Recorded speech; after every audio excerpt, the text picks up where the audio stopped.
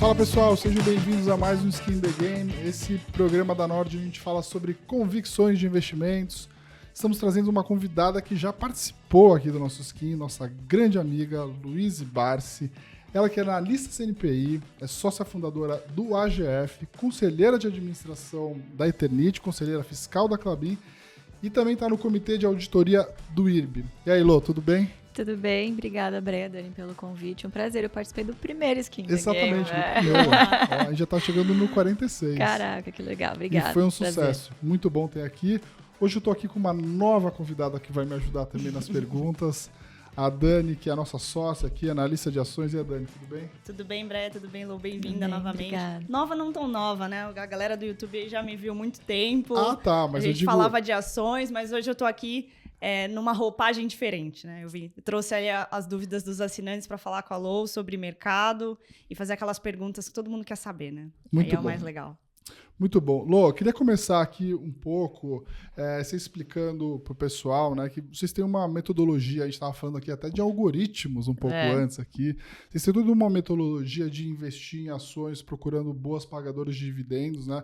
Eu tive a honra, o privilégio de conhecer o teu pai, né, uma pessoa que é inspiradora não só para quem trabalha no mercado financeiro, mas para todo mundo, né, que sonha um dia em ter uma carteira de ações previdenciária, e vocês fazem um trabalho de educação incrível, né, com a AGF e com os seus sócios lá, para aproveitar para mandar um abraço para eles. Conta um pouco da metodologia de vocês e como que vocês fazem isso chegar na ponta final, para as pessoas que eventualmente estão começando a vida ali, assim como o Bartz começou, né, há muitos anos atrás, com pouco dinheiro e que sonham em ter hoje um patrimônio multibilionário. Eu acho que diferente de outras estratégias, né, o que a gente se diferencia, na verdade, o nosso grande concorrente, vamos dizer assim, são os fundos de previdência. Então, a gente compara muito o aporte em bolsa, o investimento em bolsa, como um investimento previdenciário, né? O que isso implica, obviamente, de pilares.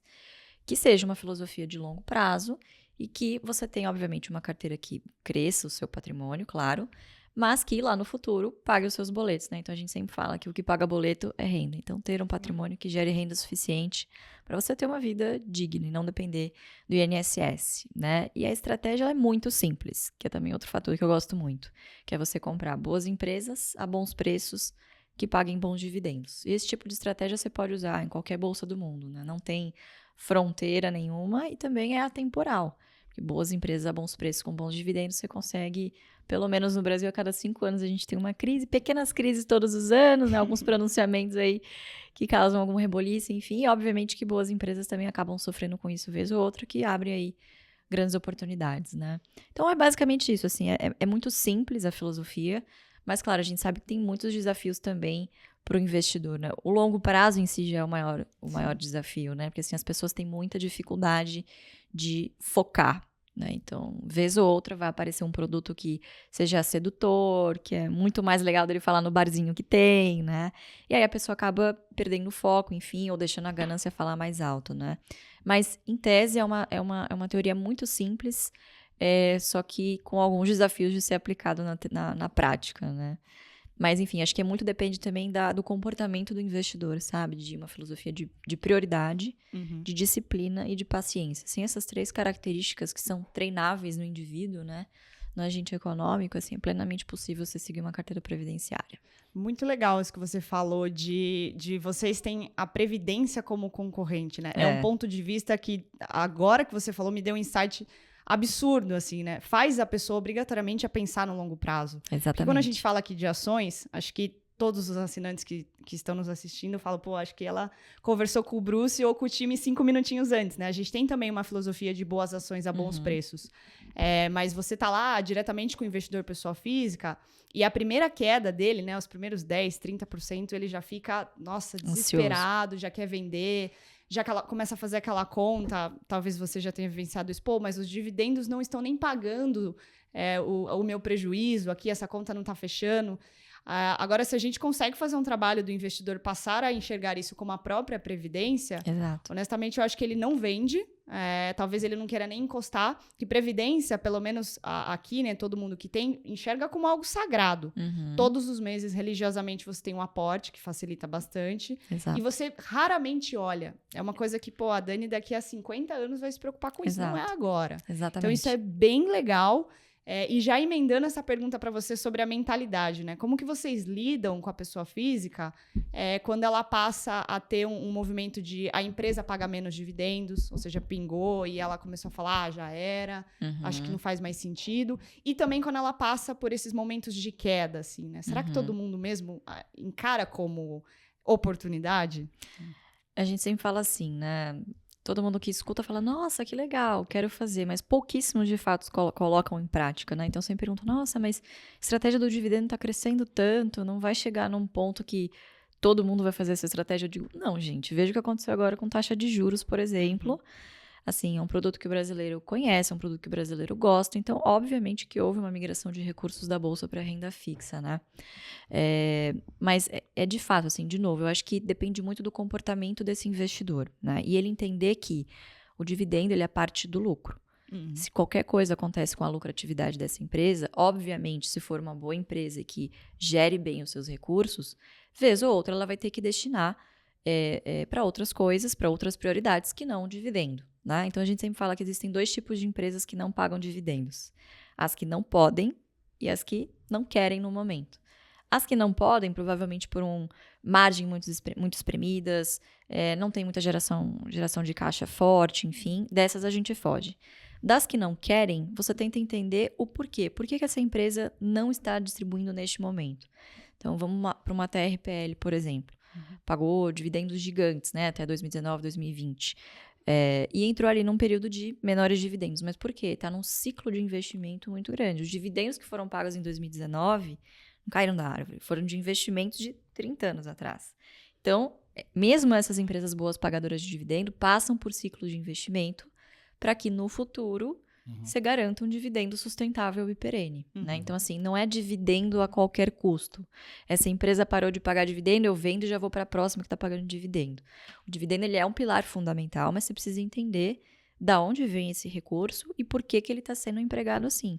Se a empresa tiver uma destinação melhor para esse lucro, é de interesse do acionista, inclusive, que essa empresa não pague dividendos nesse momento. Sim. Seja para desalavancar ou qualquer coisa do tipo, né? Mas eu acho que o mais importante é você entender, se aprofundar no porquê das coisas, né? Infelizmente, a gente sabe que boa parte das pessoas físicas que investem para dividendos fazem o quê? Ranqueia lá os 10 maiores pagadores de dividendos. Bum! Aí o que aconteceu nesse último ciclo?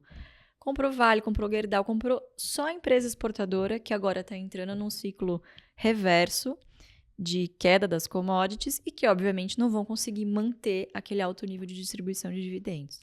Obviamente, os preços também caem, porque a lucratividade cai. E aí ele fica segurando um negócio que ele não sabe por que ele comprou, não sabe o que a empresa faz, como que o setor funciona, a dinâmica, né?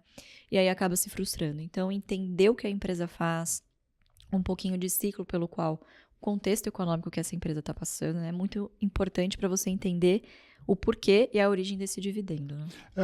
Até legal você explicar um pouco como depois, na hora de tomar a decisão da carteira, vocês acabam selecionando os ativos. Porque, como você mesmo disse, existem algumas empresas que hoje estão num ciclo de investimento que vão pagar muito dividendo lá na frente e tem algumas que já estão no momento de pagar mais dividendo, né? Então, assim, como é que depois, na hora de tomar a decisão entre na tua carteira ali, que a carteira do investidor é finita, né? Você tem que tomar uma decisão de, assim, eu vou ter um pouco mais de carteira de ações de dividendo que vão me pagar muito lá na frente, ou já vou ter mais em ações que já estão podendo pagar? Como que você acaba tomando essa decisão, né? Quais são no final do dia ali, quais são os pilares importantes para você tomar a decisão? Eu vou investir nessas empresas e como é que você pesa no final? Quanto que eu vou ter de cada uma? Eu acho que é ótima pergunta. Eu acho que depende muito também da fase que o investidor está. é normal que o investidor que esteja começando, ou esteja começando com pouco, enfim, ele veja poucos dividendos. Então, é interessante que ele comece até com empresas um pouco mais maduras, que sejam mais fáceis dele entender o case, enfim, para que ele vá engordando, vá incorporando, né, esses dividendos nos seus aportes mensais. E aí, depois de algum determinado tempo, quando essa carteira já estiver mais robusta, ele parta para outros cases que venham a pagar dividendos quando seja interessante, né? Enfim, focar em yield futuro, né? Então, acho que tudo depende muito da fase que o investidor está. Acho que um fator muito importante, né, é justamente isso, do investidor ter essa visibilidade que os primeiros anos, eles são difíceis. Você tem uma zona de arrebentação ali entre 5 e 8 anos, dependendo do ciclo que o investidor entrou, das ações que ele tem na carteira, em que, vai pingar centavos no primeiro ano, depois, sabe, R$10 no segundo ano. Só que entre esses 5 e 8 anos, em geral, a gente já rodou alguns estudos, ele já está recebendo o equivalente mensal em dividendos daquele dinheiro que ele tira do bolso dele para aportar. Então, em 5 a 8 entre anos... 5 a 8 anos. O que ele começou a aportar lá atrás é o quanto ele já está tirando de dividendos. Em média por ano. Que legal. Exatamente. Que dá um yield mais ou menos de quanto aí, mais ou menos? Uns 7%, 8%? A gente sempre tem um target mínimo de 6%, Tá. né? Mas acontece quando você vai compondo juro após juro, né? Ano após ano, esse número ele cresce naturalmente, né? Então a gente olha muito para yield on cost, por exemplo, para evitar vender uma ação. Puta, uma ação subiu. Vendo ou não, eu vou olhar meu yield on cost. Puta, eu vou dar um exemplo. Um case polêmico que nem é previdenciário. Eu olho para a Petrobras hoje e eu falo, puta, tá pago, tá 0-0 na minha carteira já. Eu vou vender? Vou vender, deixa lá, assim, sabe? Já tá pago, tá rendendo os dividendos, enfim, uma posição pequena na minha carteira. Então, você vai aos poucos usando alguns indicadores para ir balizando a sua carteira, né? Sobre percentual, eu particularmente não me atenho muito a esses números porque eles são muito dinâmicos. Então, a gente vai falar das top 3, né? Taurus foi uma que, inclusive, eu fui olhar a minha carteira para passar aqui para vocês os dados, e eu tomei um susto, eu falei, caraca, já é top 2 da minha carteira? Já tá tudo isso? Como assim? Mas é muito natural que essa carteira fique desbalanceada, vamos dizer assim, vez ou outra, porque tem por longos períodos que os preços ficam lá embaixo, você continua achando que essa ação é a melhor oportunidade, que não tem assimetria melhor que ela, você continua aportando na mesma, particularmente é o que a gente faz lá. Então, é normal que depois a gente rebalanceie naturalmente, a partir do momento que você para de comprar esse ativo e olha para outros que estejam interessantes no momento. E aí você tem um limite, assim, do quanto que você pode ter de uma ação só? Qual foi o máximo de uma ação que você já teve na tua carteira em termos percentual? Eu não coloco limite, sendo bem honesta, mas o máximo que eu já cheguei foi BB Seguridade, em 35%, 40%. Mas sempre nessa filosofia de eu vou olhar se faz sentido o business, não importa Sempre. se eu tô com 30%, porque que tem viés, né? A gente acaba, quando você faz rebalanceamento de carteira, sempre vai ter um viés. Você vai falar, putz, eu acho que eu já tô concentrado demais. Sim. Mas a empresa ainda tem bastante oportunidade. Exatamente. Então, é interessante esse seu ponto de vista exatamente por isso. Porque aqui, no geral, né, as pessoas elas ficam mais preocupadas, assim, né, se eu tô concentrado ou não, e acabam até esquecendo do negócio. E fazem o contrário também, né? Às vezes tem uma posição muito pequena, daquelas que não fazia mais sentido e querem aumentar para poder compensar as demais, fazer preço médio. Exatamente. Isso aí acaba se perdendo totalmente na estratégia. Exatamente. Um ponto que você falou, que eu achei bem interessante, é você poder fazer o investimento olhando para o negócio. Quando você aportou em Petrobras, não sei exatamente quando foi, mas foi mais oportunista ou foi olhando uma carteira de dividendos para carregar ao longo do tempo? Assim, não, completamente oportunista. Interessante. 2020. Isso também você já faz, enfim. Assim, eu gosto... Meus cases de oportunidade, claro, oportunidade de assimetria em preço, mas principalmente empresas que possam pagar dividendos. Então, cara, quando você olha uma Petrobras a 11, 12 reais, foi o primeiro aporte, depois comprei a 18, comprei um pouquinho mais a 20. Gerando um caminhão de caixa. Cara, gerando um caminhão de caixa, assim, por mais que o risco político, ele é grande, ele não pode ser... Você não pode, né, virar o rosto para isso, mas, assim, tudo é uma questão de preço também. O quanto de margem de segurança você está confortável baseado nesse risco que você vê em determinado case, né? Acho que isso é um risco legal até de a gente falar, né? Assim, hoje na carteira de vocês tem BB Seguridade, que em tese tem um risco aí estatal indireto, Banco do Brasil E Petrobras também, assim, você acaba analisando essa questão, você vê um governo muito vocal em falar que o dividendo O dividendo é nosso. É nosso, a gente está enriquecendo os gringos e tal. Enfim, até a gente viu uma história na Petrobras de eles quererem mudar a questão da política de dividendos. Esse é um risco que você acaba ponderando na hora de fazer a alocação na carteira, dado até que vocês têm bastante aí ativos relacionados ao governo? Não, sem dúvida. Acho que, de novo, né? Tudo é uma questão de se você está confortável com a margem de segurança que você comprou esses ativos. Então, também, Banco do Brasil é uma posição que a gente carrega há bastante tempo. Cara, a pandemia veio a 24. Até pouco tempo atrás, até menos de um ano, estava R$28. Assim, bizarro vis-a-vis o resultado que estava entregando, sabe? ROI de Itaú, cara. Nunca a gente imaginou que isso poderia acontecer, né? Sim. Eu acho que tem uma questão importante também de governança corporativa, principalmente em BB Seguridade e Banco do Brasil, que é muito mais forte do que em outras estatais, né? BB Seguridade, principalmente, que é a maior posição, assim, pode até ter alguma interferência estatal indireta, mas é difícil porque é um setor altamente regulado, você não tem muita margem de manobra para você fazer o que você quiser, assim, porque o risco de dar errado é grande, tem que ser um negócio muito bem gerido, e é um negócio que não afeta inflação, que não é populista. Então, não tem por que o governo querer interferir nesse tipo de negócio, né? O Banco do Brasil, óbvio, a gente tem que tomar um pouquinho mais de cuidado com concessão de crédito, enfim, mas, assim, aparentemente, as barreiras de governança que foram feitas nesses últimos 5 anos, assim, estão segurando bem. Tive a oportunidade de conhecer a CEO do banco, assim, uma pessoa de carreira, é uma pessoa técnica, né? Claro que tem o viés ideológico alinhado com o governo, mas é uma boa profissional, assim, e tá liderando o banco, né? Assim, num caminho legal, assim. Não vejo ela falando coisas do tipo, não queremos dar lucro. Não, vejo ela sempre falar nos calls, inclusive com o time dela, de não, tem que dar resultado para o acionista, vamos manter o payout da companhia, enfim. Mas claro que é sempre um risco para ser ponderado. Né? Teve até uma notícia recente a gente está vivendo um momento complicado do ponto de vista fiscal, né? Então o governo está procurando receitas de tudo quanto é lado. E existe uma forma, né, que o governo já usou lá atrás para resolver o problema fiscal, né, que é usar as empresas, né, o Banco do Brasil, Petrobras, para de alguma forma estimular a economia. E o Lula recentemente até falou que ele pretende usar os bancos estatais, né, então Caixa e Banco do Brasil essencialmente, para dar crédito mais barato. Como é que você vê essa questão do ponto de vista do risco para Banco do Brasil? Uma coisa que te preocupa? Eu acho que para Banco do Brasil o foco principal vai ser o agro. Eu acho que é uma excelente ferramenta que o governo tem também para fazer um aceno a um segmento que é extremamente, se não o mais importante do Brasil hoje e que não está 100% alinhado com a política que a gente vê hoje, né? Então, acho que pode haver algum aceno nesse sentido e, de fato, o banco tem cada vez mais crescido em carteira agro, né? Agora, a grande preocupação nesse sentido é mais em relação ao BNDES, né? Que a gente, de novo, está vendo uma interferência maior, inclusive, em indicação de conselheiros de administração, né? Que foi algo completamente ao contrário do que a administração anterior, né? Do que a administração política anterior fez, que é de, inclusive, vender grandes participações, né?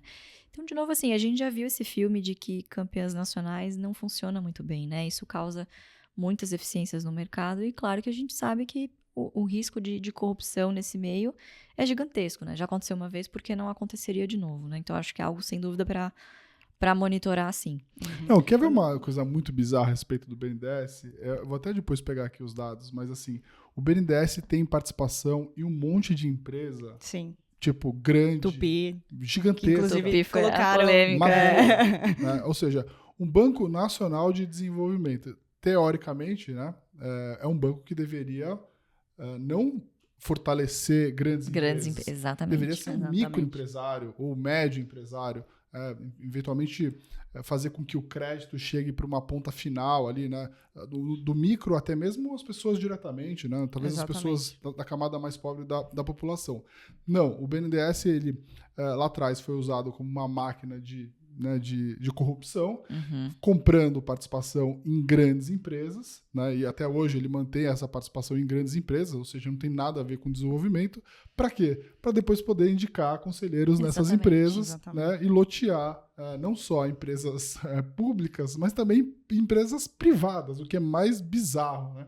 Imagina, vou até levantar aqui depois, mas assim, até pouco tempo atrás o BNDES tinha uma participação gigantesca em Vale, né, que não faz absolutamente nenhum sentido. Ou seja, o dinheiro que ele tem lá de participação, esse dinheiro poderia estar virado efetivamente dinheiro para o banco, né, de desenvolvimento, e ele colocar esse dinheiro na economia, né, eventualmente num crédito mais barato, né, para algumas linhas de setores que precisam disso, né? Mas não.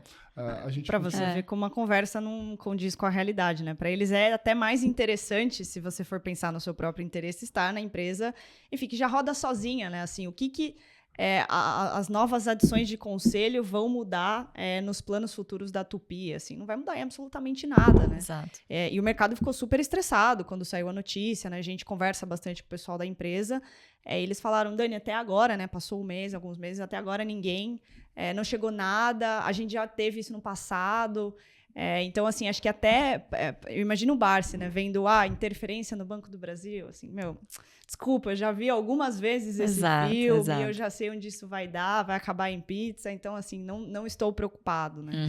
E eu acho que essa é a mensagem que a gente sempre tenta passar para as pessoas. O Brasil, ele vive em crise, ele tem, talvez, ciclos bem menores do que você geralmente espera, né, talvez os Estados Unidos, quando você olha o Ray Dalio falando de ciclos, eles são muito bem pautados.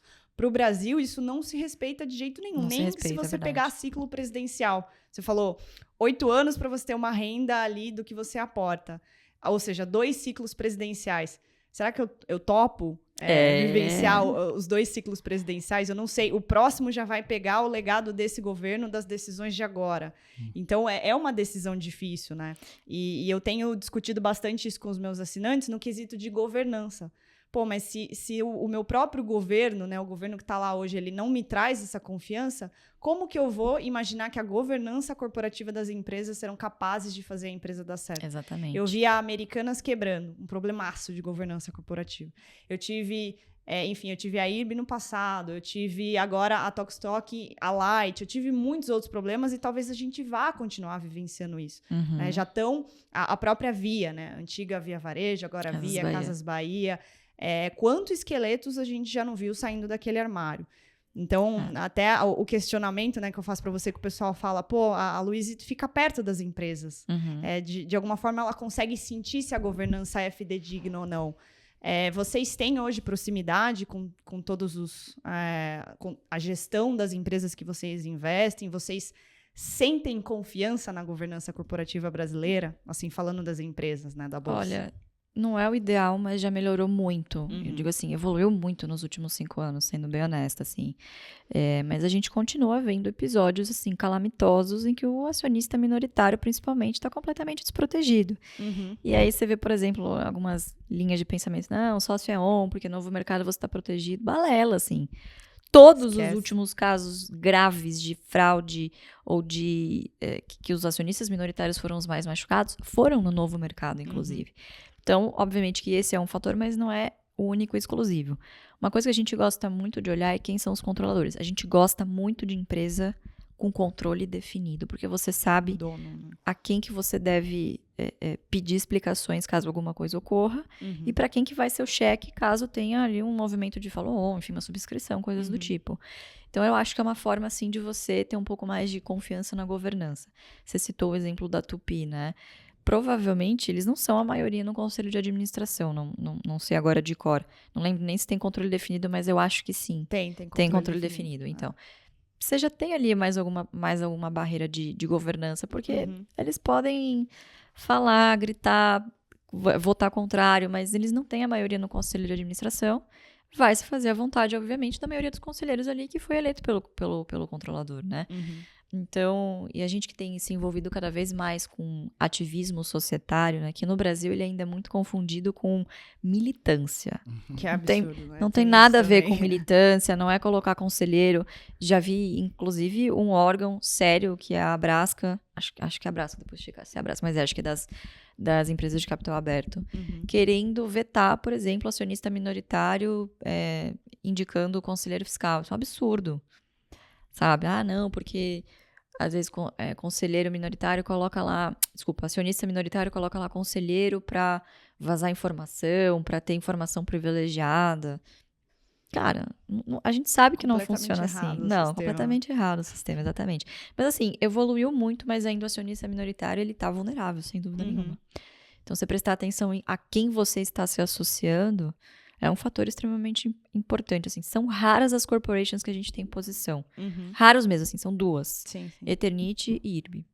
Isso porque vocês já, de certa forma, planejam conseguir ali levar uma certa voz, enfim, conseguir colocar a casa em ordem mesmo, né? Exatamente. Porque, pegando esses 2 exemplos de casos, são casos que tiveram muito estresse no passado, né? É verdade. De resultados. É verdade. Então, ali, o foco de vocês vou entrar e vou arrumar essa casa aqui.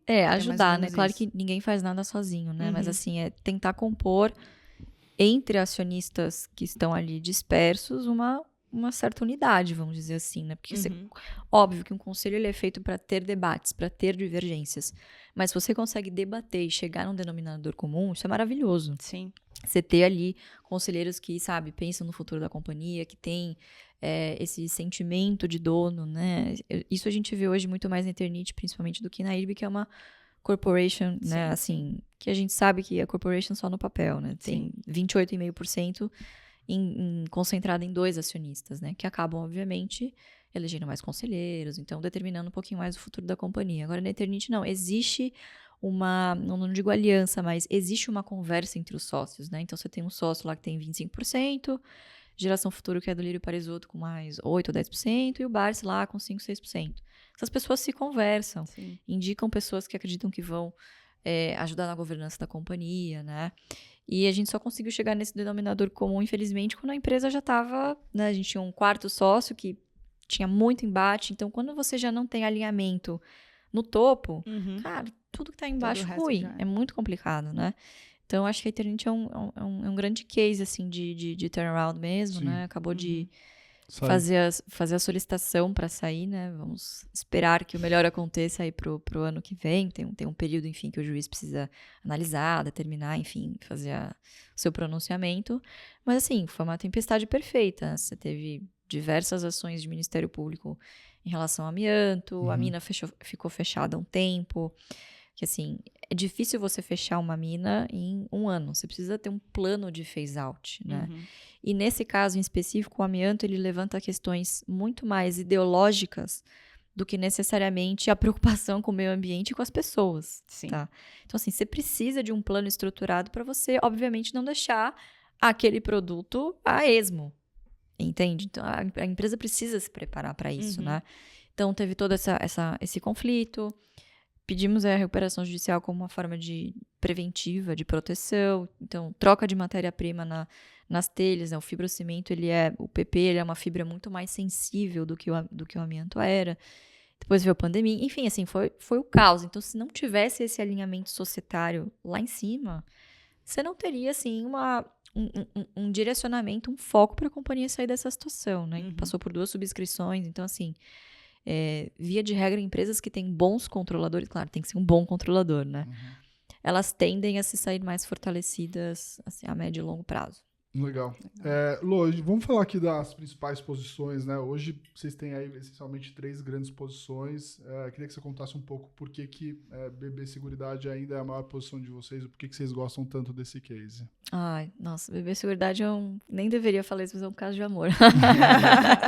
O Warren Buffett que fala, né? Você não deve nutrir nenhum tipo de sentimento pelas suas ações, porque elas não nutrem nenhum sentimento por você. Mas é um papel que, assim, apanhou muito, né? No ciclo 21, 22, até meio de 22, enfim. Comecei a comprar nos 26 e o papel foi caindo, fui comprando. Foi caindo, fui comprando, porque eu tinha bastante segurança no case, estava caindo, não por uma perda de fundamento, e aí também é importante você tentar entender o que está acontecendo com o papel, né? Caiu por um descasamento gigantesco que aconteceu ali temporário entre IGPM e IPCA. Então, você sabe que você tem alguns passivos corrigidos por IGPM, boa parte dos ativos corrigidos por IPCA, e obviamente que, inevitavelmente, essas coisas se convergem em determinado momento. Então, o pessoal teve que fazer um aumento de capital na BB-Seg, na BB-Prev, acho, alguma coisa assim. E, obviamente, que o papel é penalizado. De novo, o contexto ditando os preços de uma boa empresa. O papel chegou a custar R$18. E eu fui comprando. Tinha uma meta. A gente sempre estabelece, isso é legal falar, meta em quantidade de ações. Eu não faço meta em percentual de carteira. Então, eu fiz a meta lá de 100, 120 mil ações. Cheguei na meta e parei de comprar. O papel já estava voltando a subir de novo. E deixei lá. E não vendo agora, né? Porque taxa de juros lá em cima, essas empresas funcionam como um pêndulo. Então, quando a taxa de juros está lá em cima, obviamente você tem receitas financeiras que tendem a compensar os prêmios mais baixos ou a sinistralidade mais alta. Sim. PIB subindo, então economia respirando, taxa de juros melhor, você tem um movimento contrário, menos receitas financeiras, mais emissão de prêmios e tendência também, obviamente, de uma sinistralidade menor, né? Então, são empresas muito defensivas que quando te dão essa oportunidade de você comprar, assim, a gente fecha o olho e vai, sabe? Prioriza. E você falou comprou a 18, né? Vocês fazem alguma Comprei a espécie vários preços, mas até de 18, preço-alvo, assim? Só pra eu entender, né? Preço-teto. Um preço-teto. Porque, assim, o descasamento tava óbvio. A gente lembra dessa época também. A gente viu muita gente no mercado fazendo conta, né? De quando fechasse a curva, o quanto que o acionista poderia ganhar. Mas acho que o que eu mais gosto na sua tese, eu queria entender do preço-alvo ou teto, se vocês fazem, é essa questão do resultado financeiro, né? Que basicamente ali sustenta toda a tese de uma seguradora. Mas eu acho que eu nunca vi nenhum acionista de BB Seguridade falando dessa reversão de taxa de juros para mais emissões de prêmio. Exatamente. Porque o que falta, na verdade, é entender o tamanho desse mercado e o que BB Seguridade representa nele, né? Acho Exatamente. que eu vi muita gente tentando ali imaginar que a Porto Seguro fizesse a mesma coisa. Não sei se você chegou a acompanhar uma época, eles tomaram decisões muito ruins com o float deles ali, né? Basicamente, colocaram em mercado de capitais e, tomaram... né, um caldo e não conseguiram reverter, eles ficaram muito tempo assim. Eles conseguiram ter um respiro na pandemia, que aí todo mundo ficou em casa, o sinistro de auto ficou muito sob controle. Assim que abriu de Explodiu, novo né? o caos, né? Então eu vejo que todo mundo replica o case da Porto. Hoje, obviamente, eles estão fazendo cartões e mudaram completamente o negócio, mas eles replicam para BB Seguridade. Então, por isso a minha pergunta para você, né? Você faz o alvo? Você já tinha enxergado que os juros iam trazer esse resultado financeiro? Existe a visibilidade do prêmio? Eu sei que são coisas assim, mas é o tato, né, do investidor depois de um tempo que ele está com a empresa. Como é que você olha tudo isso? Exatamente. Você justamente entender como a empresa funciona, quer dizer, funciona como um pêndulo.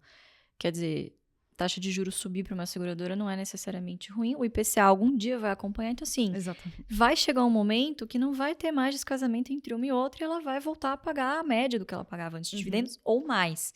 Então, um dos nossos portos seguros, vamos dizer assim, é o preço-teto.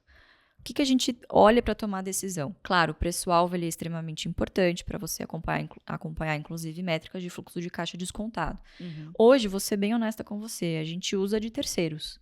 Eu não paro o meu tempo para eu fazer um fluxo de caixa descontado, eu analiso casos, enfim, que eu confio, que eu gosto, que eu saiba que entendo o negócio e acompanho, mas a gente perde o nosso tempo, vamos dizer assim, a gente foca olhando o preço-teto. O que é essa métrica? É justamente a margem de segurança. Então, eu sei que, por exemplo, em média, a BB Seguridade distribui R$2 ao ano em dividendo. Eu vou pegar esses R$2 ao ano, da média dos últimos 5, a gente geralmente usa 6 anos, divido pelo 6%, que é o meu mínimo desejado em remuneração em dividendos. Essa fórmula te cospe um preço-teto. Então, assim, você tá super confortável. Você fala, bom, até o que tiver para baixo, eu compro. E isso é legal porque você tira um pouco dessa ansiedade do investidor, que vou querer pegar na mínima. O cara que é assim, a ação caiu. Ele quer comprar, logo depois ele quer que suba, para falar, acertei o momento. A hora que ele vê que o negócio continua caindo, começa a bater um desespero do tipo, meu Deus, errei o timing. Antes eu era um gênio, meu Deus, agora Caraca, eu não sei o que eu fazendo. faço, sabe? Então, assim, a gente sempre faz os aportes mensais religiosamente. Uhum. Eu comprei BB Seguridade praticamente por 1 ano e meio. Foi basicamente o que eu foquei. E é por isso que ela ganhou aquela proporção tão grande na carteira. Mas, de novo, não me preocupei. Porque o meu foco é a meta em quantidade de ações. E eu sabia que, a partir do momento que, se o papel subisse, eu achava que ia subir, mas não sabia quando, certo? Sim, claro, né? As coisas melhorando, o papel ia subir, eu ia parar de comprar, eu ia usar os dividendos, como de fato voltou a pagar muito bem, vai pagar mais inclusive do que esses R$2 de média que ela pagou nos últimos anos, e eu vou usar esse dividendo para rebalancear a carteira e comprar outras coisas, né? E hoje você usa 100% ou você já se dá alguns luxos do tipo, obrigada, BB Seguridade, eu vou viajar aqui com esse dividendo? Não, 100%. 100% do dividendo é reinvestido. Legal. Religiosamente. Não tiro o dividendo. O que é gerado na bolsa, fica na bolsa. Ótimo. Então, as viagens são pagas pelo salário mesmo. Tá certo. Não. Vamos para a próxima. Acho que a gente podia falar agora de TASA. Você falou que... Não, o Banco do Brasil... A TASA é agora a segunda maior posição de vocês. TASA é a segunda maior posição, Contar um pouco assim do que vocês olham para esse case e por que vocês gostam da empresa. Acho que inclusive vocês acompanharam um tempo, né? Acho que o Bruce Sim. chegou... A gente chegou a comprar. Ficou um bom tempo com A gente chegou a teve acompanhar. bastante tempo, depois a gente acabou saindo. Assim, é um case de oportunidade, ele não é um case previdenciário. Acho que difícil mudar esse cenário no curto prazo, pode ser que no futuro, mas enfim, por enquanto se encaixa como uma empresa de oportunidade, né? De novo, uma empresa de controle definido. O controle mudou ali entre 2016 e 2017, a empresa estava um caos, à beira da falência, literalmente, assim. Super alavancado. Se tudo continuasse, ia falir, né? Sim. E eu acho que o fato de você ter um controlador ali que entende do setor e que está disposto a aportar e fazer, de fato, um turnaround, isso foi decisivo para a gente entrar lá no case também entre 2017 e 2018, que foi quando a gente aumentou bastante a posição, né? Nós pegaram muito bem. Vocês chegaram a pegar a subscrição também? Pegamos então. também. Pegamos Muito a subscrição, fizemos a subscrição, mas assim, não é um case novo na nossa carteira. Meu pai já acompanhou isso há muito tempo, mas na época do plebiscito, que foi 2005. Nossa. Eu nem sonhava em trabalhar em bolsa ainda. Eu tava na 5ª série ainda e já tinha Taurus na carteira.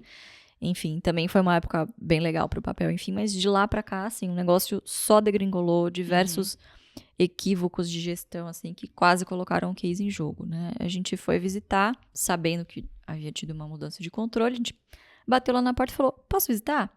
Pode, tá, não sei o quê. Já tinha alguns analistas também fazendo esse trabalho, né, de acompanhar o papel. A gente foi, cara, a gente ficou, assim, encantado com o que poderia vir a acontecer ali, né? Então, assim, olhando players, é um negócio de margens boas, né? Vamos dizer assim, margem EBITDA ali no caso dos 30%. Então, poxa, é um negócio que pode gerar bons dividendos, né? Vamos olhar. E eles fizeram, assim, tiraram toda a sujeira para debaixo do tapete, tinha muita coisa, muito litígio também lá fora.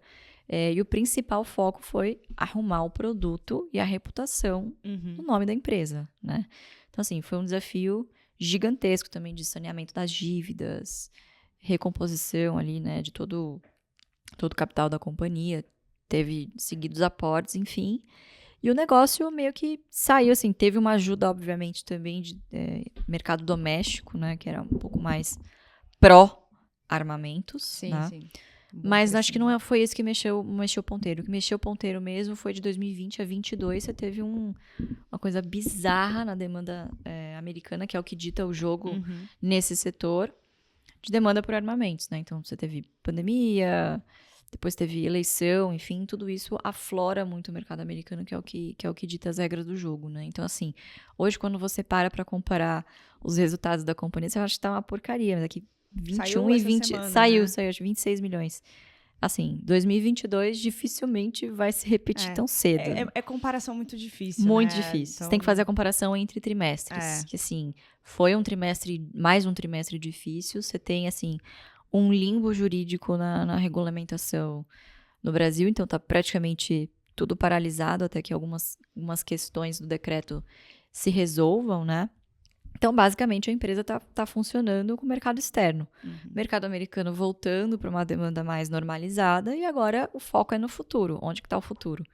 Oriente, Ásia, né? Principalmente ali, Índia, né? que já tem uma joint venture lá fora que agora saiu no resultado, que agora, início de 2024, eles entregam já as primeiras armas para teste, né? Para participar da licitação, que é a maior licitação já feita, lá 400 uma mil. cultura bem interessante, né? Eu lembro quando a gente conversou com eles, que é assim, a gente vai pequeno, ganhar confiança, e quando vê, a gente já está conseguindo trabalhar com todo o exército. Então, Exatamente. de fato, tem bastante oportunidade ali. Tem muito. E Agora o eles Oriente ainda Médio, não né? estão pagando dividendos, né? Estão pagando. Tão pagando Pagaram já. pela primeira vez no ano passado. Ah, legal. Pagaram, Já tem aí. agora eu não vou lembrar de cabeça, mas pagaram um bom dividendo, assim, Legal. e o de 12%. Foi ótimo. Ah, foi bem bom. Foi eu ótimo. lembro do Barsi no Investor Day. É, As perguntas, né? E aí a última pergunta sempre é do Barsi aqui, quando é que vocês vão pagar dividendos? é sempre assim. Então esse momento chegou. Que Chegou, bom. esse momento chegou, esse ano pagou de novo, e agora com o diferencial que eles fazem uma reserva no PL para distribuir não só uma vez por ano, mas trimestral. Legal. Ah, legal. Então, essa frequência para o investidor que gosta de dividendo, ela é muito legal. Porque às vezes assim, você vai pagar dividendo em abril. Você vai lá, janeiro, fevereiro, março, você se anima, você compra e depois esquece o papel. Às vezes nem acompanha e, pô, tem um preço interessante ali. Então, essa frequência de anúncios também é uma mecânica que as empresas usam, obviamente, para você reter o acionista na Sim. sua base, né? Eles já Para ela é entenderam interessante. a base. É. Exatamente. Você tem ali.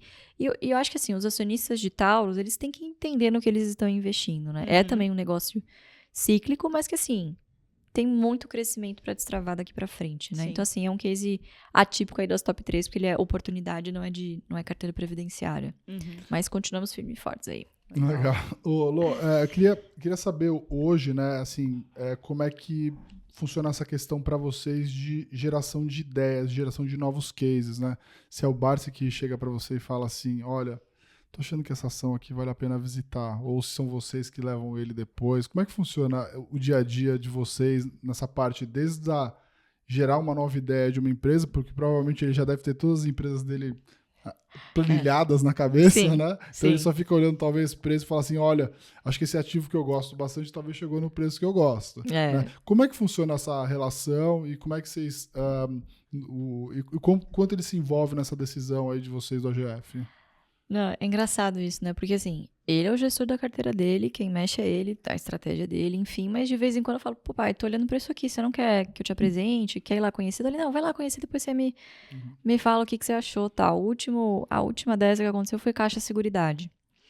É um papel que, assim, dificilmente a gente entra em IPO. A gente entrei pequeno, peguei, nossa, nada, né? Deu nada de ações, enfim. Mas comprei pra acompanhar Caixa Seguridade. E falei, não vou aumentar a posição enquanto não sair resultado, vamos ver como é que a empresa se comporta e tal. E, de novo, tá num setor que a gente gosta muito, de um segmento que muito provavelmente vai ter a benção do governo, assim, ele vai ser incentivado, que é o mercado imobiliário. Então, assim, é um comparável com a BB Seguridade, mas não ao mesmo tempo, porque atuam em setores, em segmentos muito diferentes. Então, o foco da BB Seguridade é o rural, o foco da Caixa Seguridade é o habitacional prestamista, né? Então, tinha muito valor ali para destravar, que eles tinham, obviamente, acabado de desfazer a parceria com a WIS. Falaram, não, vamos tocar na nossa, a gente tem uma corretora aqui, a gente toca a nossa, né? Faz tudo in-house e segue o modelo Bancassurance. Então, assim, você tinha muito mato alto para cortar ali naquele momento, que é você usar justamente os seus próprios canais de distribuição da Caixa, né? Para vender, obviamente, para fazer o upsell ali de outros produtos de seguro. Então, isso no Banco do Brasil já é pacificado há muito tempo. Sim. Então, é meio que copiar o que já está dando certo. Esse modelo Bancassurance, ele é usado aí por várias seguradoras no mundo, né? Então, eu vi ali uma oportunidade muito grande de, acho que tem muita coisa aqui de valor para destravar, mas vamos observar. E aí, falei para ele falou, não, beleza, vou acompanhar. E aí, agora, recentemente, começamos a montar a posição, porque com 3 anos de IPO completos, agora, início de 2024, você já tem 6 anos de histórico, né? Então, você já tem um pouquinho mais de segurança, você já entende um pouquinho mais como que a empresa se comporta ali no mercado. Então, de fato, é um papel muito defensivo.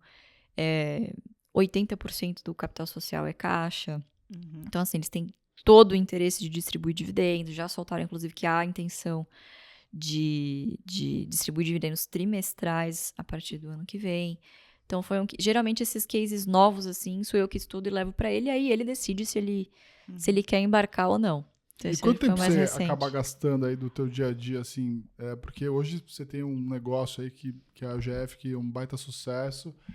Tem aí um monte de gente lá com vocês, né? Um escritório novo e tal. Você tem a Luísa empresária, tem a Luísa empresária, a Luísa Conselheira, Conselheira, influenciadora, pratos. tudo. e tem a investidora, tem a analista CNPI. Analista. Né? Como é que você hoje está dividindo o teu tempo, né, em cada uma dessas atividades? Olha, eu vou fazer uma meia-culpa aqui. Hoje esse é o meu grande calcanhar de Aquiles, assim, administrar quanto de tempo que eu dedico para cada uma das coisas, né? Porque, assim, até um certo momento, hoje não mais. Mas o AGF crescendo muito, obviamente, você, de vez em quando, e assim, é digital, você sempre tá tendo que apagar incêndio, aparece algum problema, e link, é isso, é aquilo. Então, assim, a gente passou por um movimento agora, 22, 23, de os meninos, o Felipe e o Jean, eles assumiram como CEOs e co-CEOs, então assim, eu saí dessa parte mais operacional, faço mais a institucional, assim, de podcast e tal, que se confunde um pouco com a de influenciadora, né, porque, obviamente, a minha função ali é não só falar de mercado porque eu amo, mas também para gerar leads orgânicos para o AGF, né. Então, assim, o principal papel como influenciadora é justamente esse, chamar a atenção para a metodologia, para o AGF em si. Então, hoje eu tenho dedicado menos tempo ao operacional do AGF, né? A AGF, então, é basicamente ali influenciando através das redes sociais. E conselho de administração é o que hoje me toma mais tempo, sem dúvida nenhuma. Porque, assim, não são só as reuniões, é tempo para você estudar os materiais, que, assim, dependendo da empresa, são 700 páginas para você olhar em uma semana. Isso quando não cai as 3 empresas na mesma semana. Então, assim, geralmente eu uso o final de semana para estudar, para fazer minhas anotações, pedir material extra, visitar as empresas, enfim. Então, hoje meu tempo está mais dedicado nesse sentido. Para ano que vem, meu desafio vai ser falar alguns nãos para a parte influenciadora, para eu focar um pouco mais na parte investidora, porque assim, me sobra pouquíssimo tempo para acompanhar o mercado. Sim. Então, por exemplo, mas assim, não que isso me aflija muito, porque minha carteira tá lá. Eu não fico olhando o preço todo dia. Eu tenho algumas ações que estão no meu radar atualmente, assim, eu tenho uma assessora que qualquer coisa me liga, me manda um sinal de fumaça para dar um help, mas é uma coisa que eu quero me dedicar mais pro ano que vem, assim, eu preciso voltar a estudar, sabe? Assim, veio a pandemia, a gente bagunçou todos os planos, né? Então, assim, tinha o plano de ter um mestrado até os 30, já falhei. Então, para ano que vem eu quero focar bastante, assim, em especialização, principalmente no setor de seguro, que é o que tenho me apaixonado mais, aí, seguros e resseguros. Você chega a ficar quanto tempo sem olhar cotação ou até mesmo sem comprar uma ação? Depende muito, mas nessa semana em específico, a última vez que eu olhei foi segunda-feira. A gente tá gravando numa quarta, né?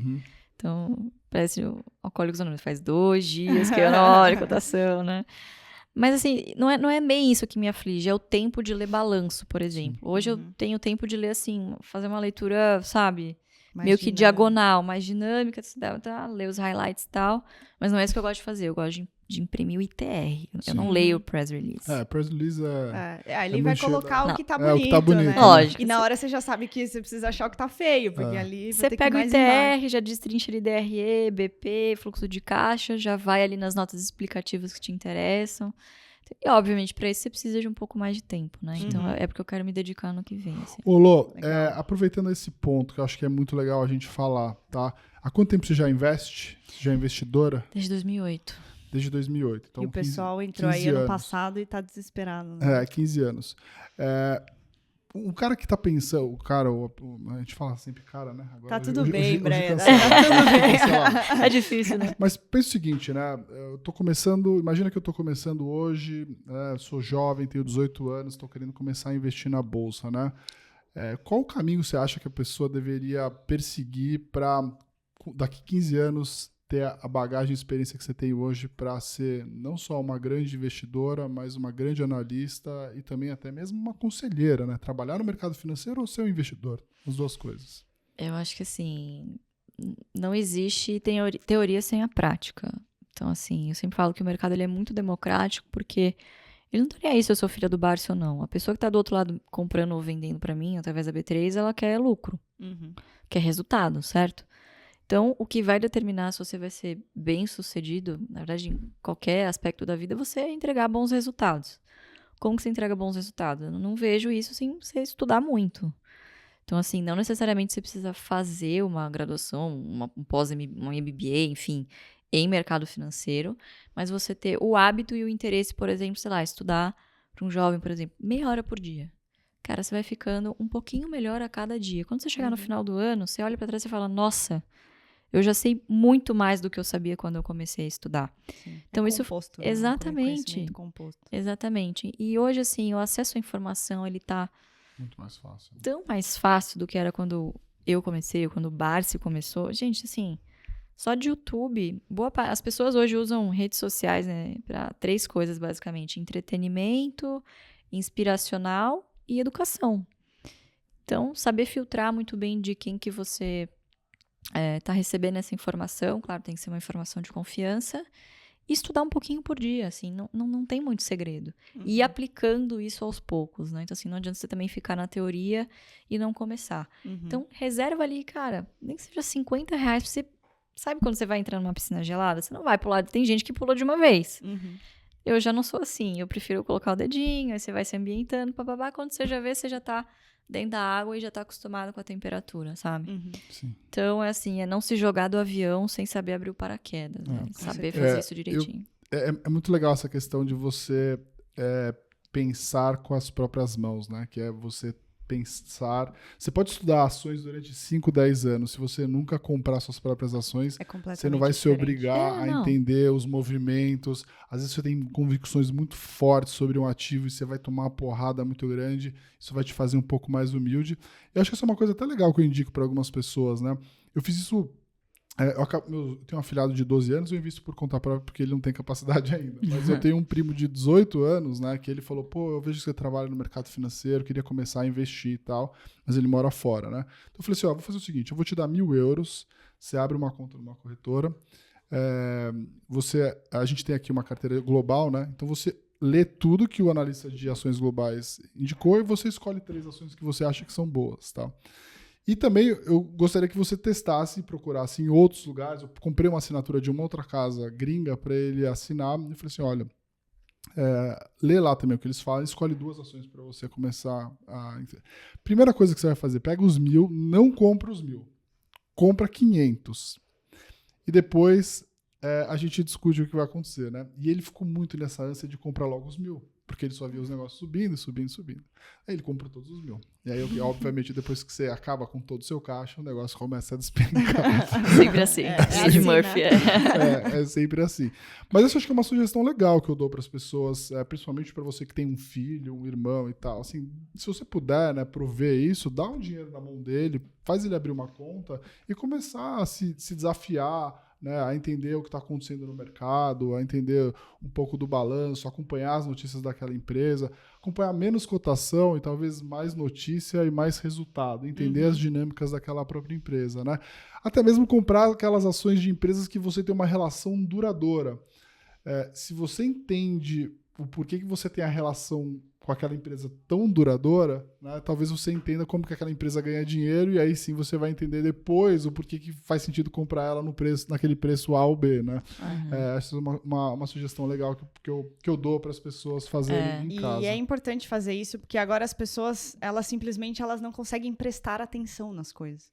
Então, essa geração que vem agora, eu tenho um sobrinho de 7 anos, ele não consegue ficar 15 segundos prestando atenção em alguma coisa que não seja do Fortnite, o interesse dele. Então, ali eu tô negociando com ele, só que ainda com moedinhas do jogo. E aí eu fico tentando fazer ele entender, não gasta tudo, não sei o quê. Se você investir, né, tem um jeito ali de investir em campeonato, você ganha mais dinheiro. Por quê? Porque a atenção é cada vez mais reduzida. Eu faço isso que você faz, eu gosto de imprimir, eu faço também, isso. Grifar, Eu sou Daniela, eu imprimo exatamente, como fazer uns incas na incas. minha casa, porque eu tenho uma atenção muito maior. Muito maior. Eu não tô num iPad, eu não tô num computador, eu não tô no celular. E eu acho que para essa geração poder investir melhor, né, e não ficar só numa criptomoeda, alguma coisa da moda, a gente vai ter um desafio, né, aqui, pensando como educadores e influenciadores. A gente tem que trazê-los de volta. Então, isso que o Breia tá fazendo é sensacional. Inclusive, quando eu era mais nova, eu comecei mais ou menos assim. E tinha um simulador na época. Eu lembro que na Folha de São Paulo tinha, verdade. Tinha um simulador. Nossa, eu adorava ficar brincando com aquilo. Eu me achava genial. Aí, não, eu me achava um gênio. Eu tomei um caldo, eu falei, opa. Imagina se fosse dinheiro de verdade. Eu descobri um jeito, né, que é obviamente um jeito muito tosco naquela época, mas assim, eu descobri um jeito que, como eu comecei a fazer estágio de verão em corretora, eu conseguia saber o preço antes de sensibilizar na tela. Aí eu falei, nossa, eu vou ganhar esse campeonato. Assim, aí, obviamente, deu muito errado, né? Porque eu comprava os negócios nada a ver, né? E aí, enfim, são histórias que a gente... Mas é engraçado isso, né? Porque perfil de investidor, cara, você só vai descobrir a hora que você botar a sua grana. Não tem jeito, assim. E é uma construção. Obviamente, você deve começar um pouco mais conservador e você pode ir adicionando complexidade na sua carteira conforme o seu conhecimento vai avançando também, Com certeza. Conforme as suas convicções vão mudando. Desde que você continue, de certa forma, humilde, né? Porque, enfim, o mercado vai ser sempre soberano e, enfim, a gente ainda vai perder muito dinheiro, falo a gente, investidor, se ficar teimando, né? Se não perceber que, putz, ali não vale mais a pena.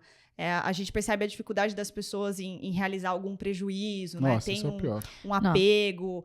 Então, assim, são barreiras. Eu acho que isso é muito individual. A gente aqui, a gente consegue ajudar, consegue orientar, mas, assim, a pessoa, ela vai ter que sentar e entender mesmo. Putz, isso aqui, errei, acabou, e daqui pra frente eu vou me ajustar. E não bolsa é cassino e vou ficar na renda fixa, né? Tem esse outro... É verdade. Esse outro desafio também. Acho que a capacidade de você admitir erros é uma das maiores...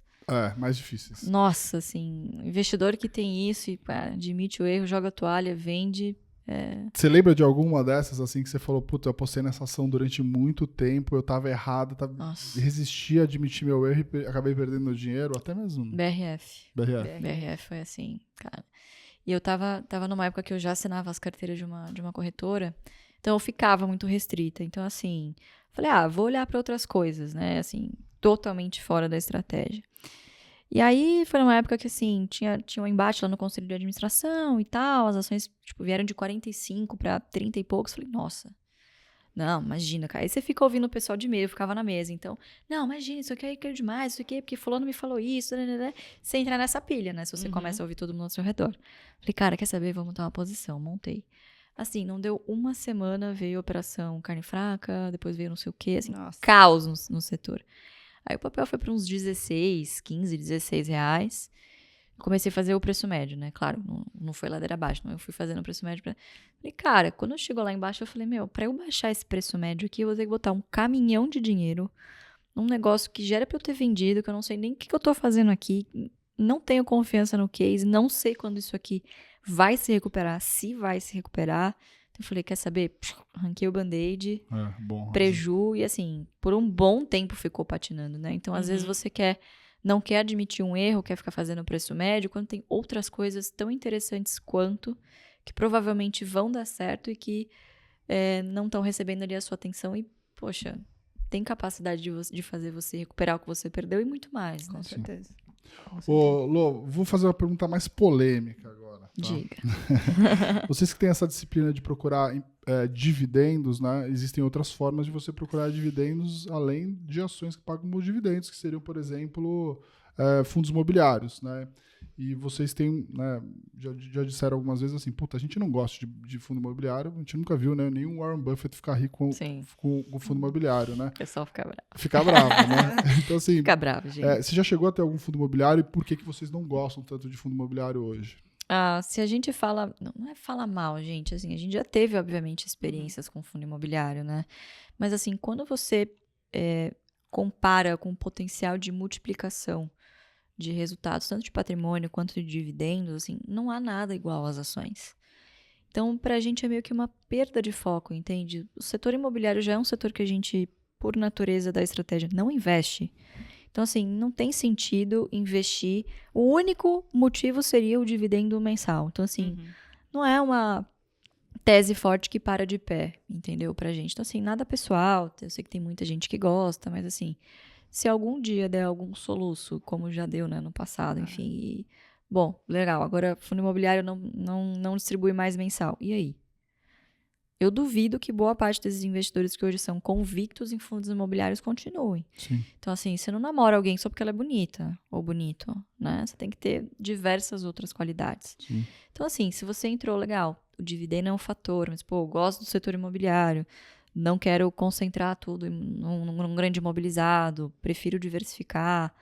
Aí, beleza, aí você tem um case sólido, mas não é o nosso caso, entende? Vocês Não já é o setor que a chegaram- gente gosta. Desculpa, vocês já chegaram a investir em empresas, por exemplo, de shopping center, que seria uma coisa mais ou menos parecida com um fundo imobiliário, né? Dado que tem as receitas aí dos aluguéis das lojas?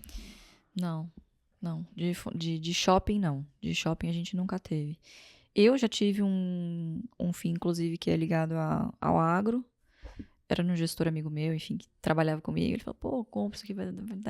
Estudei e falei, não, legal, parece legal, agro é um negócio que a gente gosta. Fui e comprei. Mas assim, falei, meu, é perda de tempo pra mim. Eu não vou aportar mais, Uhum, entende? Era um negócio que, assim, comparado, eu me sentia perdendo tempo. uhum. Então, você tem que ter produtos ativos na sua carteira que sejam aderentes à sua filosofia de investimento. Não importa o quão bom seja. Até algumas ações, inclusive, que a gente sabe que tem muita qualidade, mas que, assim, é perda de tempo eu olhar porque não se encaixa. Eu não vou ter confiança de continuar aportando nisso, sabe? Vai ser um negócio que vai parecer que tá poluindo a minha carteira. Esse negócio de não investir, porque, pô, eu vou perder meu tempo, eu não conheço. O Warren Buffett fala muito isso, né? Do círculo de competência. Então, por que eu vou usar o meu tempo em algum setor que, eu não domino? Tem muita gente lá fora que domina mais do que eu. Eu já estou aqui confortável com a minha carteira, a quantidade de ativos, quantidade de ações, eu sei muito bem o que eu estou fazendo, eu tenho confiança e consigo ter meus resultados, né? Eu acho que o investidor, ele peca muito, né? Primeiro que ele acha que ele tem que ter um pouco de tudo, setores de bolsa, aí ele descobre que ele também tem que ter FIIs, aí depois ele acha que ele também tem que ter renda fixa com fundos, então assim, as pessoas se perdem um pouco, né? Nessa coisa de asset allocation, eu preciso ter um pouco de tudo que vai dar tudo certo. E a gente sabe que não é bem assim.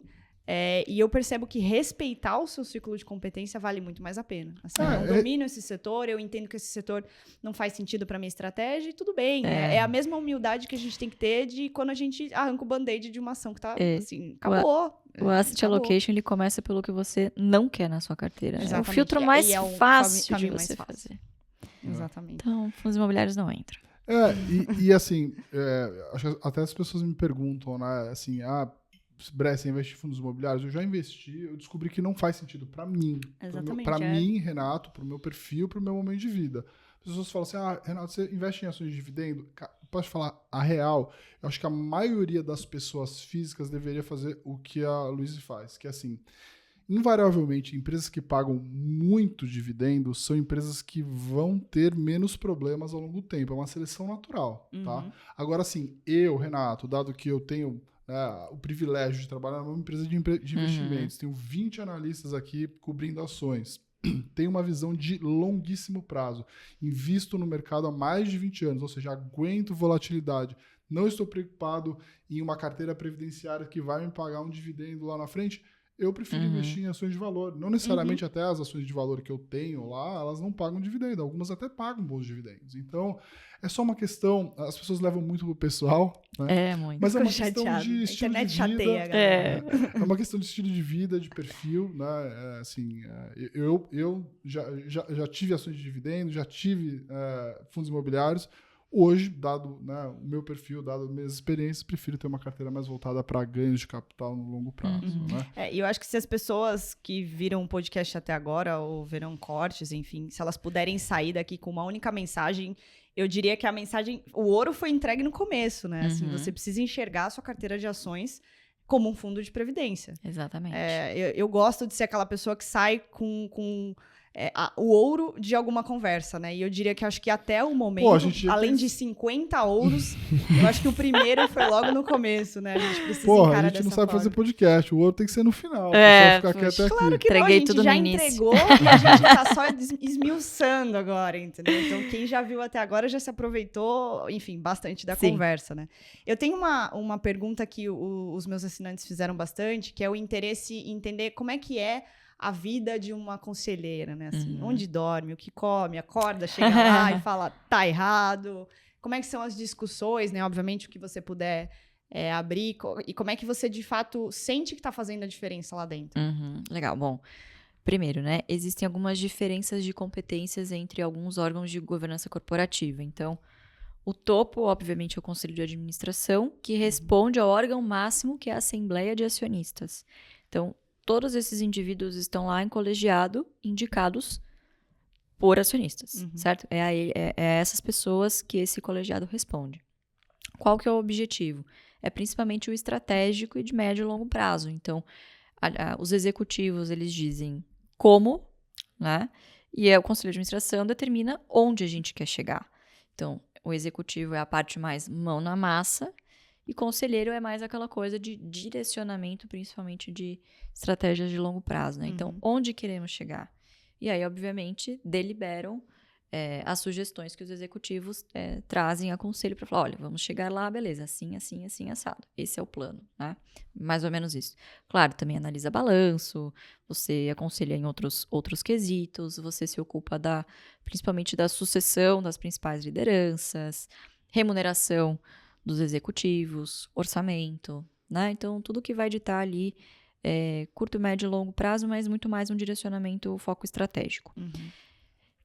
Conselho Fiscal já é um órgão mais independente que responde também diretamente à Assembleia. Ele não responde ao Conselho de Administração, justamente como o próprio nome sugere, ele fiscaliza os atos da administração.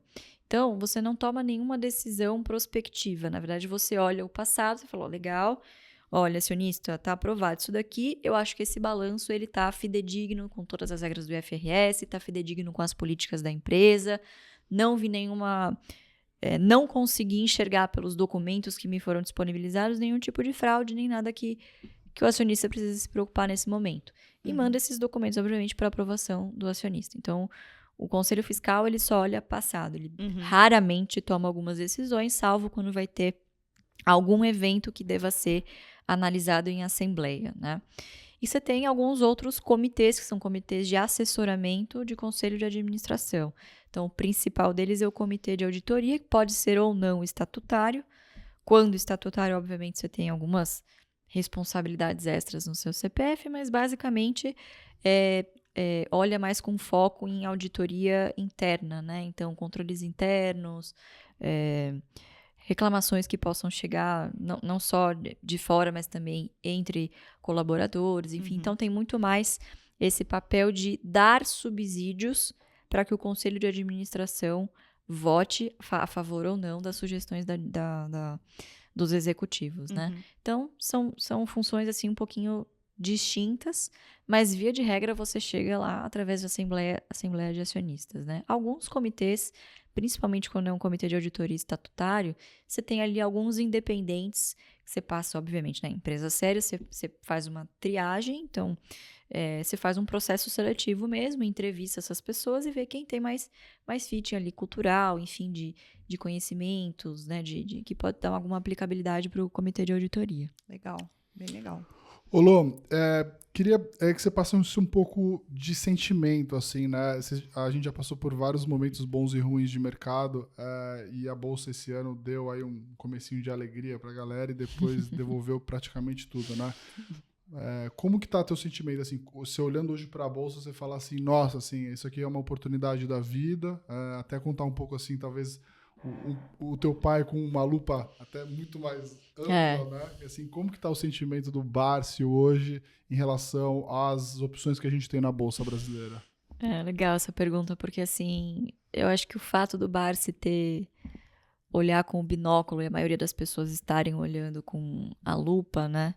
Muda muito a percepção que ele tem de Bolsa, assim, dos demais do mercado. Então, a gente tá sempre otimista.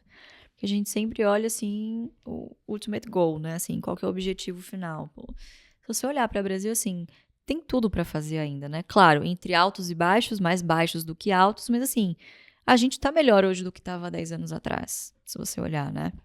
E ainda tem muita coisa para fazer.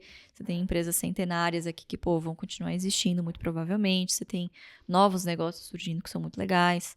Então, assim, a gente tá sempre tentando ter essa visão otimista para o Brasil, para o mercado. Agora, a Bolsa em si é muito difícil de você chegar a uma conclusão, né? Que você tem ali sinais muito diversos sendo enviados, né? Então, assim, no meio do ano, a gente achava que estava tudo certo, beleza, não vai ter recessão nos Estados Unidos, pode ser que eles não subam tanto a taxa de juros, não teve crise energética na Europa, tá tudo bem.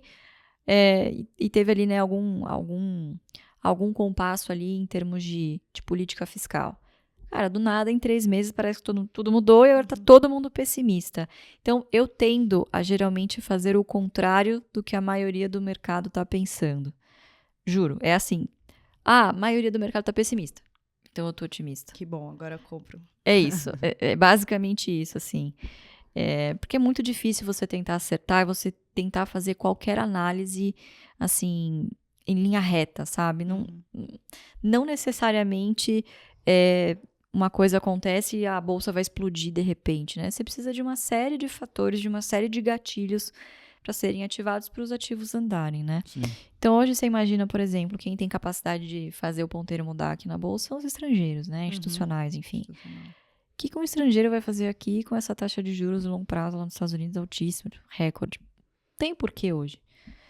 Mas assim que isso melhorar, poxa, você tem ativos aqui extremamente descontados. Então, assim, eu não sei quando vai subir, mas eu acredito que vai subir, então estou otimista enquanto a maioria está pessimista. Isso faz muito sentido, né? Para o investidor, assim, quando que você ganha dinheiro de fato, né? Assim, você ser quase que contracíclico, né? Aquela história, né, daquela frase que fala... compre ao som dos violinos, compre ao som dos canhões e venda ao som dos violinos. E faz muito sentido, né, quando você pensa que quando todo mundo está achando que as coisas vão andar, naturalmente isso já está muito precificado, né? As coisas já estão caras. Quando todo mundo começa a precificar um cenário catastrófico, né, as empresas passam a negociar em valuations muito descontados. Psicologicamente é muito difícil, né? E a gente vê que só consegue fazer isso quem realmente olha para uma bolsa com um prisma de 40 anos, mais de 40 anos fazendo isso, né? Então, e são poucas pessoas, né? E por isso que o próprio Buffett fala isso, né? Ele fala, por que todo mundo não te copia, né? Ele fala assim, porque todo mundo quer ficar rico rápido, né? É difícil ficar rico devagar, né? Então, tem que ter muita disciplina, muita paciência e principalmente um psicológico muito forte. Né? Mas acho que uma dica legal é assim, a gente acompanha pouco Ibovespa. Pouco importa, na verdade, para o investidor que está fazendo ali o stock picking, porque o que é o Ibovespa? Vale, Banco do Brasil, Petro, Itaú e Bradesco. Ambev ali, menor grau. Então, assim, é um índice um pouco mais disfuncional que, assim, perdeu para o CDI, né? Nos últimos 10, 15 anos. E ele não representa mais a bolsa, né? Assim, na verdade, o resto é muito pior. Se você pegar o Small 11, aí você vai ficar ainda mais decepcionado. Você precisa ser contracíclico, mas você precisa olhar o fundamento, né? Senão, realmente, você vai comprar umas coisas bem absurdas, né? Então, mas, de fato, o índice ele não representa mais. Né? Tem muita ação fora dele. Que acho que Prio a gente fala bastante, mas ela é um exemplo, ela ficou muito tempo fora. Aí, enfim, aí você vai tendo a liquidez e vai no índice. Mas ainda assim, é pequeno. Enfim, eu acho que eu concordo com você, o investidor ele não tem que ficar usando isso de parâmetro. Concordo que deveria comprar quando o resto está pessimista, mas eu sei que é difícil. É fácil falar, é difícil de fazer. Falar, mas a gente sabe a dor que eles sentem quando eles estão comprando. Recentemente a gente tem reforçado algumas posições e, claro, continua caindo, né? Porque a gente não tá lá para acertar. Você percebe que as pessoas ficam desesperadas. E aí você vem com toda aquela coisa de, olha o resultado, olha o fundamento, olha que maluquice. E saiu um gráfico recentemente, acho que da própria B3, do fluxo da bolsa, né? É a pessoa física comprando. Eu acho isso maravilhoso. Eu acho legal também. Porque eu acho que foi um dos gráficos que eu mais vi, assim, a pessoa física tá destoando completamente. Isso não é comum. Inclusive, eu acho que se isso perpetuar, boa parte das pessoas físicas que entraram e estão representadas nesse gráfico, quando o fluxo estrangeiro voltar, o negócio já vai estão ser posicionados, absurdo. Eles já estão posicionados. O institucional ainda mais com delay, né? Porque aí vai voltar o investimento, aí eles vão poder comprar, todos que tiveram resgates, que fizeram ali as small caps ficarem amassadas. Então, esse ciclo, ele volta. Mas, assim, apesar da gente perceber que a maior parte tem medo, tem muita pessoa física comprando. Eu É. acho que isso é uma notícia muito Não, boa, na média, perto do que a gente viu antes. Mas na média tá todo mundo muito mais perto de jogar a toalha, porque assim, o grande fluxo de pessoa física na Bolsa aconteceu aí nos últimos 3, 4 anos, e se considerar que a Bolsa nos 3, 4 anos tá de lado ou perdendo dinheiro, vamos dizer assim, você tem 5 milhões de CPFs na Bolsa, saiu de 1 para 4, ou seja, de 1 para 5, na verdade. 80% das pessoas físicas da Bolsa estão perdendo dinheiro. Já parou para pensar nisso? Então, assim, certeza, na com média, certeza. as pessoas estão muito machucadas.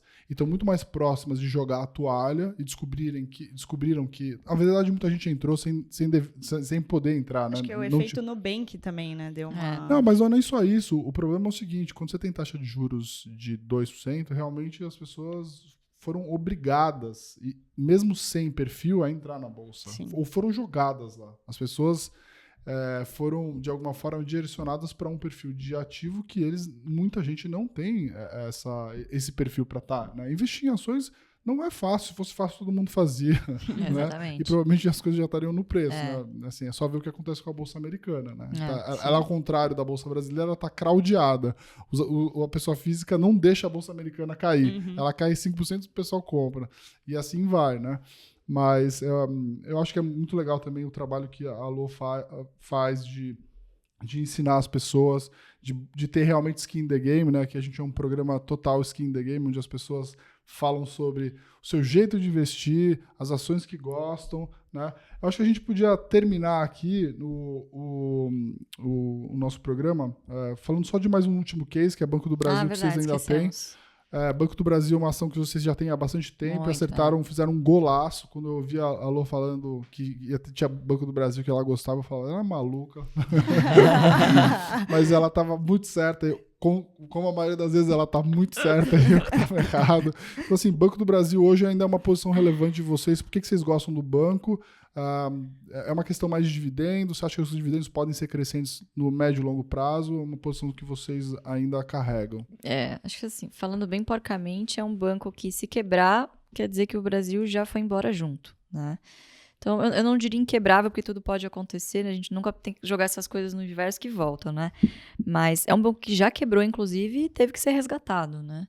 Então, assim, é uma empresa extremamente resiliente, está num setor que a gente gosta, tem feito um trabalho, eu diria, não nos últimos 5 anos, mas nos últimos 10 anos, aí, um trabalho bem forte, assim, de fortalecimento de governança corporativa, né? Não entraram em algumas modas, em algumas ondas que alguns outros bancos meio que fizeram porque as fintechs estavam fazendo. Então, assim, se mantiveram firme ali no seu core, sabe? Focando muito também em remuneração, olhando para os seus colaboradores internos, como que você estimula, sabe, essa coisa de querer crescer carteira, de oferecer bons produtos para os meus clientes. Obviamente que isso, o maior elogio é sempre o dinheiro, né? Sim. Então, como você fortalecer esse sistema de bonificação do seu colaborador, para que, claro, todo mundo reme junto para a fortaleza do banco, né? Então, acho que eles foram muito bem sucedidos nesses últimos anos. Nem sempre foi assim, mas eu acho que sempre foi um case forte justamente porque o fator político, ele pesava tanto no preço que era impossível de ser ignorado, assim. Então, a assimetria era tão grande na nossa visão, assim, em face do que poderia vir a se tornar, que compensava você correr esse risco. Então, a gente sempre foi um papel que a gente manteve na carteira e aumentamos bastante durante a pandemia. Esses últimos anos aí deu bastante felicidade. E hoje negocia ainda abaixo do valor patrimonial, algo bem abaixo do valor patrimonial. Próximo de 5 vezes lucro. Então, hoje você acha que ainda o Banco do Brasil é uma excelente oportunidade, mesmo já tendo se valorizado bastante? Olha, é difícil eu dar essa opinião, porque assim, vira e mexe, a gente fala, olha, não fica focado em preço médio, não ancora, sabe? Mas é inevitável, assim, quem já investe há algum tempo, você não ancorar num preço ali. Você acaba fazendo uma conta de preço teto pessoal, né? Vamos dizer assim. Eu não tô comprando nesse momento, não. Tá. Acho que, assim, tá muito concentrado em agro também. Então, assim, já tem uma posição boa na carteira. Acho que para quem tá começando, pode ser uma boa opção. Mas para quem já tem uma posição grande, eu particularmente não tô comprando nesse preço, não. Legal. Lô, queria te agradecer. Você já virou nossa embaixadora aqui do programa. Foi a do programa número 1, que teve um grande sucesso. Assim, foi um dos vídeos mais vistos aqui da Nord. Então, te agradecer muito por ser sempre tão solícita com a gente, amiga da casa. Dizer também para você passar o recado aí de quando o pessoal pode encontrar mais informações sobre o AGF. Bom, no Instagram dificilmente alguém aqui não segue a Lô já pelo trabalho que ela faz. Enfim, deixar aí o teu recado final. Primeiro, obrigada pelo convite. Me chamem sempre que eu venho, obviamente. Vocês também sabem que são poucos os amigos de verdade que a gente tem nesse mercado, né? Então, os poucos que a gente faz, a gente tem que manter, obviamente. Então, contem sempre comigo.